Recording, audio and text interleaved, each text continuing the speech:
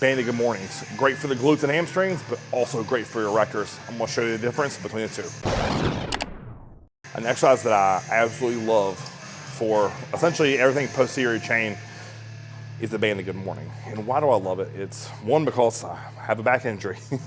And when my back or spine is the most vulnerable, meaning at the fully bent over or flexed position, the band gives me the least amount of resistance. And when I come back up to where my chest is more stacked over my pelvis, then I get to a point where that's where the band tension is going to give me the most resistance. So with these banded good mornings, it's not something I would recommend that you start out the gate with, unless there's a great spot for it if you're going to warm up your glutes and hamstrings, low back, before you get into the hard work. But if you're going to do like hard, what I would consider working sets, the end of the workout is where these belong. Just to reiterate, great for warming up, but if you want to do work sets of this, it's the very last thing we do for the day. So let's break down the difference between doing them for your hamstrings and glutes versus doing them for your erectors.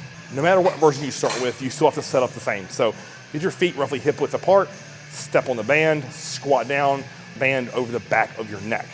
That's step one, then stand up tall. From this position, if I'm gonna start with the hamstrings and glutes, I want you guys to pay close attention. I keep my back neutral, and then I just start simply pushing my hips back, leaving my knees fixed. So my knees aren't bending and flexing, I'm just simply leaving them in a fixed position, draw my hips back, and then when I come all the way to the top, I wanna fully contract my glutes 10 to 10. So look at it from the front, look at it from the side, and now look at it from the rear. All 9 of these reps are mirrored, no matter what angle you're looking at. Hips back, hips through, that's how you work your hamstrings and glutes. Now, let's say, for example, on the erector one, you're like, Chris, I can still feel my hamstrings. Well, of course you can. You're doing a hip hinge. But the difference here is the finishing motion. So now that we're transitioning into the erectors, watch the difference. I'm not fully shortening my pelvis, meaning my glutes aren't getting a full contraction. But what I'm doing is I'm rolling my shoulders back and squeezing my lats and erectors. This is a very different technique. So watch these 3 angles of front, back, and side, and what you'll see is the main and chief difference is where I finish with my shoulders versus where I finish with my glutes. So again, with the erector version, I'm gonna think about driving my shoulders back, squeezing my lats, squeezing my erectors, and this is a great, again, posterior chain top to bottom.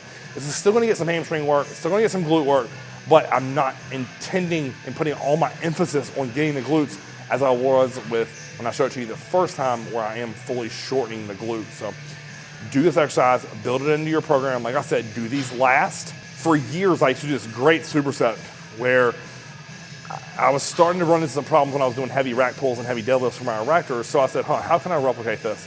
I go to the hamstring high row, crush 10 to 15 reps, immediately strap that band on, and do sets of 20 of the banded good morning.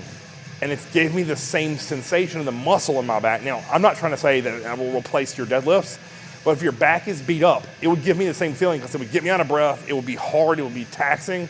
And then everything from my erectors to my traps were super pumped. So for your erectors, it's a great little combo. And then to finish for a glute hamstring day, what I used to love doing here is I would do 10 of the banded good mornings, and I go right into dumbbell walking lunges, which if you want to see a video of me doing that, we have one and we'll tag it here. So that combo just murders your glutes, because if you think about that, I'm getting full 10 contractions. You're going there with pump glutes, and you immediately pick up those dumbbells and start lunging, where it's going to work the glute through a stretched position, and you're also getting some quad work. Oh, that combo is amazing. So if you like both of these, one's for the back to replicate a deadlift or a rack pull, and then to just finish off the hamstring and glute day, I'm telling you, try those out both this week, and you'll be shocked at the pump you get, how great it feels, and then when you walk away from it, how healthy your spine feels. So banded good mornings, don't sleep on them. I freaking love them. Like, share, subscribe. Until next time, Crud CB.